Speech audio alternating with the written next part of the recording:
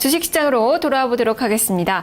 현재 코스피 지수는 1991선 정도고요. 오늘 외국인과 기관의 쌍끌이 매도세가 출회가 되고 있는데 하지만 그 규모가 커지지는 않고 있습니다. 유가증권시장 191억 원, 현재 외국인 투자가들이 186억 원의 매도고요. 기관 쪽에서 271억 원가량의 매도 우위가 현재 기록이 되고 있습니다.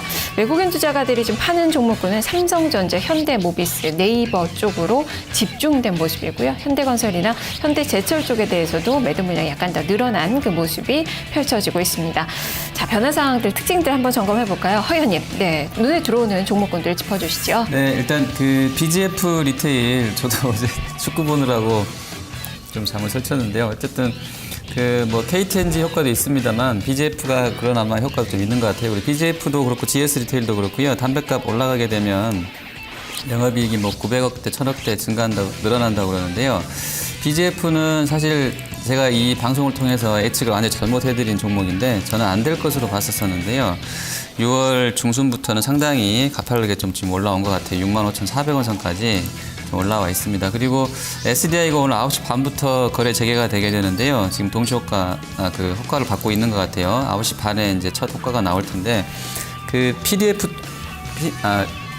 그 디스플레이 쪽에 PDP 사업 철수한다고 했습니다. 지금 사실 이쪽 사업부는 매출은 한 30% 정도 되고 실적은 계속 뭐 적자 기조였었기 때문에 일단 정리하기로 한 것 같은데요. 오늘부터 이제 제일모직이랑 통합해서 나가게 되면서 기존에 수익이 안 나는 부분들 다 털어내고 나가는 것 같아요. 16만 원 지금 호가되고 있는데 좀 보셔야 될 것 같습니다. 그리고 삼위각기라든지 뭐 동아기업, 뭐 로만손 이렇게 같은 시즌에 움직였던 종목군들이 오늘 같이 또 움직임이 있다는 것들도 좀 특징적이겠습니다. 네. 자, 지금 현재 이 화장품 쪽에서 앞서 좀 화장품 잠시 좀 점검해 보긴 했는데 어제는 또 다른 흐름이에요. 어제는 중국에 관련된 그 종목군들의 움직임들 중심을 좀 나왔었는데 오늘 한국콜마, 코스메스 BTI, ACT 이 종목군이 상당히 좀 강하고 코리아나나 지금 에이블 CAC 이런 종목군들이 좀 많이 떨어지고 있고 일단 중국의 성장 기대감도 있고 2분기 실적 개선에 대한 기대감도 있고 어제 나왔던 이 중국에서의 소비세 폐지 추진 이런 부분들도 오늘 계속 좀 연속적으로 영향을 미치는 것 같은데 종목별 차별화가 진행이 되고 있는데 이것은 어떻게 해석을 해봐야 될까요? 김경원 의원님. 지금 뭐 실적이 나오는 종목과 안 나오는 종목으로 좀 나눠야 되겠다 좀 이렇게 보실 수 있겠습니다. 지금 뭐 코스맥스 같은 경우 3.68% 상승하고 있고 지금 코스맥스 BTI 같은 경우도 3.5% 정도 상승 그리고 한국콜마나 한국콜마홀딩스도 굉장히 좀 좋습니다. 지금 뭐 중국적인 이 전반적인 중국 관련주가 좋습니다. 지금 3위각기도 5%가량 상승을 하고 있고 지금 뭐 중국 쪽에 화장품 관련해서 이제 소비세가 좀 떨어지게 되면 30% 정도 냈는데 이쪽 부분에 좀 가만히 된다고 하면 이제 중저가 이제 화장품에 대한 이제 확대가 좀 가능할 것입니다. 그렇게 되면 최대 수혜는 아무래도 이제 아모레퍼시픽이라고 좀 보셔야 될 것 같습니다. 아모레퍼시픽이 중국 쪽에서 이제 이니스프리에 대한 매장을 굉장히 좀 확대를 하고 있고 그런 부분들이 실질적으로 지금 매출로 좀 찍히고 있기 때문에 그런 부분들로 감안하면 뭐 아모레퍼시픽도 좋다. 그렇게 되면 이제 전부 다 이제 뭐 전방업체들로 원료를 납품하는 ODM 업체들 이런 업체들도 굉장히 좀 좋을 것 같습니다. 그런 측면에서 오늘 훈풍을 좀 받고 있다 좀 이렇게 보셔야 되겠고 지금 코스맥스 같은 경우는 그동안 조정을 안 받고 갔었기 때문에 물량 소화의 과정을 지난 이 3거래일 동안 음봉으로 좀 거쳤다 좀 이렇게 본다면 오히려 추세적으로 상승이 좀 더 나올 수 있다 좀 이렇게 판단을 하고 있는 종목이고 지금 BTI 같은 경우도 저가를 좀 만들면서 다시 한번 올라가는 모습 그리고 유상증자를 했지만 바이오 사업부에 대한 가치를 측정해 본다면 향후의 성장성을 좀 측정해 본다면 여전히 저평가되어 있는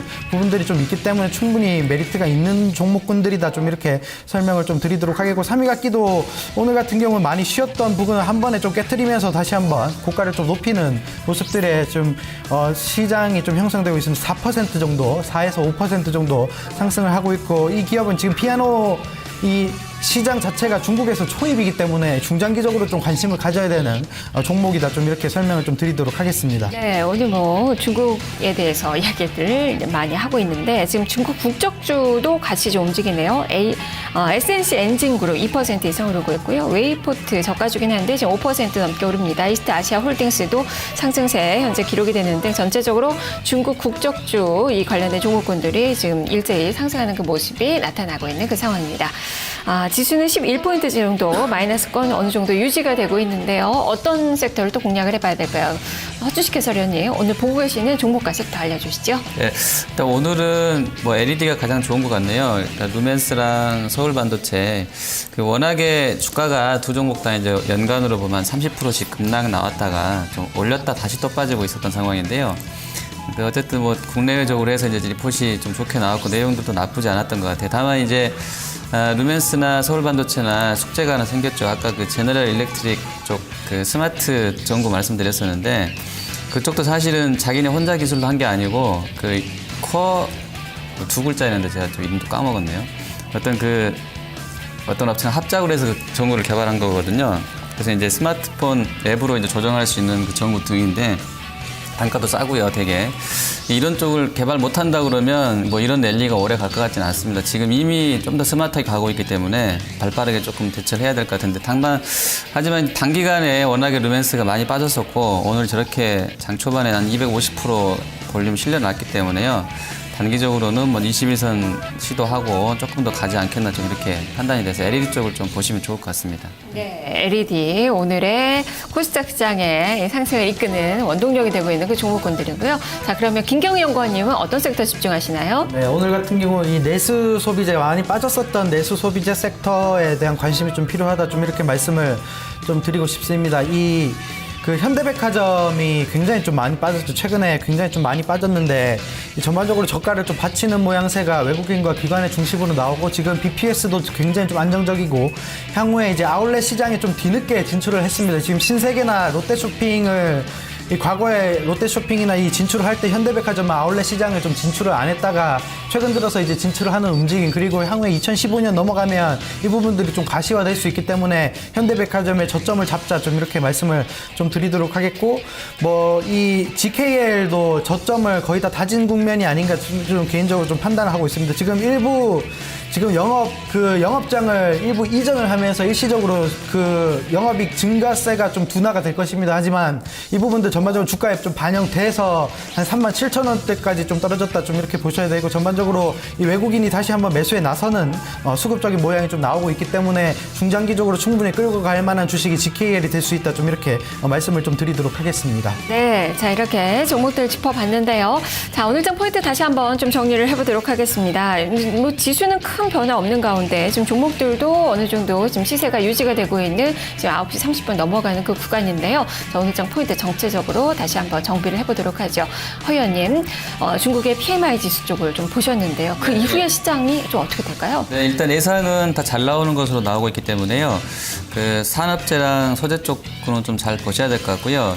개인적으로 이제 금호석유 같은 종목은 글쎄요 이제 하고 있는 일이 이제 자동차랑 관련된 쪽이기 때문에요. 어찌됐든 간에 자동차가 사실 주가 흐름만 보면 글로벌하게 뭐 GM, 포드, 토요타 다 별로 안 좋더라고요. 일부 중소형 컨셉의 그 유리한 쪽 말고는 주가 차트들이 다 횡보 내지는 지금 하락세입니다. 전체적으로요. 글로벌하게 자동차가 완성차가. 근데 이제 타이어 뭐 이런 쪽은 제가 이제 그 브리지스톤 1등 하는 브리지스톤 체크는 못 해봤는데 구디어 타이어 같은 경우 이제 보면 뭐 미쉐린도 체크는 못했습니다만 구디어 타이어를 보면 나쁘지 않은 흐름세거든요. 그래서 이제 타이어가 좋기 때문에 금호석유도 나쁘지 않을 것으로 봐요. 그래서 이제 단기적으로 그 사는 애 그 뭐 오버행 이슈라고 그러나요? 그런 물량 때문에 좀 밀린다 그러면 저 종목이 워낙에 고가에서 좀 많이 밀려 있는 종목이기도 하고요. 그래서 단기간에는 좀 밀릴 수도 있겠습니다만 적절하게 저 종목은 잘 노렸다가 한번 재매수 해보시는 게 낫까 이렇게 보고 있고요. 개별적인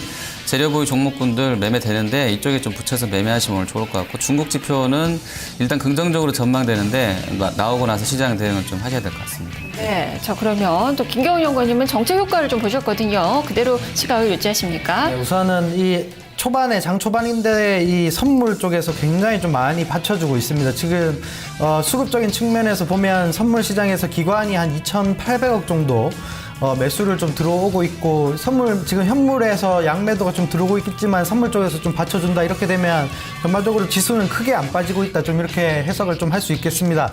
뭐 하반기를 전체적으로 좀 보면 정책 효과가 기대할 만한 부분이 하반기 전체적으로 좀 나올 수 있을 것 같습니다. 그런 측면에서 뭐 하반기 중국 쪽에 이제 시진핑 관련한 모멘텀도 있지만 지금 우리나라 자체적으로도 부동산 관련해서 뭐 LTV나 LTI나 DTI 같은 이러한 정책적인 모멘텀이 향후에 좀 나올 수 있기 때문에 그러한 측면을 중장기적으로 실적 측면에서 건설사 같은 경우는 이런 모멘텀을 충분히 받을 수 있다. 좀 이렇게 본다면 지수는 크게 안 빠지고 향후에 우상향할 수 있다. 좀 이렇게 보는 관점이기 때문에 긍정적으로 좀 하반기를 기대해보자. 좀 이렇게 말씀을 좀 드리도록 하겠습니다.